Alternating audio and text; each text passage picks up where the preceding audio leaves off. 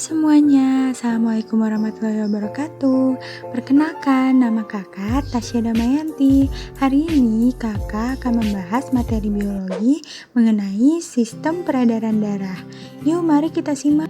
Di dalam sistem peredaran darah terdapat 3 komponen penting, yaitu darah, jantung, dan pembuluh darah. Untuk lebih jelasnya, yuk kita simak penjelasan kakak selanjutnya. Yang pertama, kita bahas darah terlebih dahulu yuk. Darah terbagi menjadi 4 bagian. Ada sel darah merah, sel darah putih dan trombosit, dan plasma. Yang pertama, ada eritrosit atau sel darah merah. Sel darah merah mengandung hemoglobin yang menyebabkan sel tersebut berwarna merah. Sel darah merah berfungsi untuk mengedarkan oksigen ke seluruh tubuh dan membawa karbon dioksida ke paru-paru. Untuk melakukan proses penyaringan darah dari yang mengandung karbon dioksida banyak menjadi oksigen untuk nantinya dialirkan ke seluruh tubuh.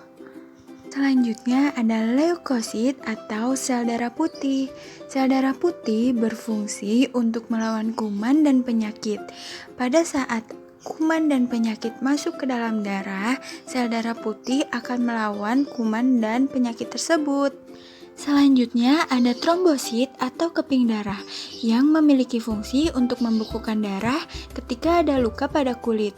Ketika kulit kita mengalami pendarahan, nantinya trombosit akan melakukan kerjanya dan menutup luka tersebut dengan membentuk jaring-jaring yang dapat kita sebut fibrin.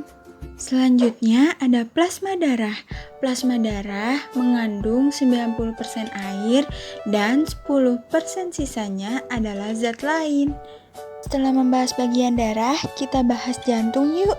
Jantung merupakan organ manusia yang berfungsi untuk memompa darah ke seluruh tubuh. Jantung juga memiliki beberapa bagian loh. Yang pertama ada bilik kanan, serambik kanan, serambik kiri, dan bilik kiri. Selanjutnya kita bahas mengenai pembuluh darah yuk. Pembuluh darah terbagi menjadi 2. Yang pertama ada pembuluh nadi atau arteri dan pembuluh balik atau vena. Apa sih perbedaan pembuluh nadi atau arteri dan pembuluh balik atau vena? Pembuluh nadi atau arteri bertugas membawa darah dari jantung ke seluruh tubuh, sedangkan pembuluh balik atau vena bertugas mengalirkan darah dari organ tubuh kembali ke jantung. Selanjutnya kita bahas peredaran darah. Peredaran darah dibagi menjadi 2, ada yang kecil dan besar. Yuk kita bahas sama-sama. Pertama-tama kita bahas peredaran darah kecil terlebih dahulu ya. Peredaran darah kecil diawali dari proses darah masuk melalui bilik kanan, lalu ke serambik kanan, lalu menuju paru-paru untuk melakukan filterisasi atau penyaringan dari karbon dioksida menjadi oksigen, lalu masuk ke serambik kiri dan mengakhirinya di bilik kiri. Sedangkan peredaran darah besar dimulai dari bilik kiri ke serambik kiri, lalu menuju paru-paru untuk melakukan filterisasi atau penyaringan dari darah yang mengandung banyak karbon dioksida menjadi darah yang banyak mengandung oksigen.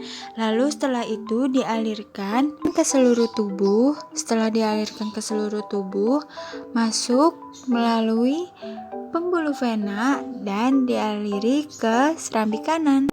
Sekian penjelasan dari kakak, semoga ilmunya bermanfaat ya. Wassalamualaikum warahmatullahi wabarakatuh.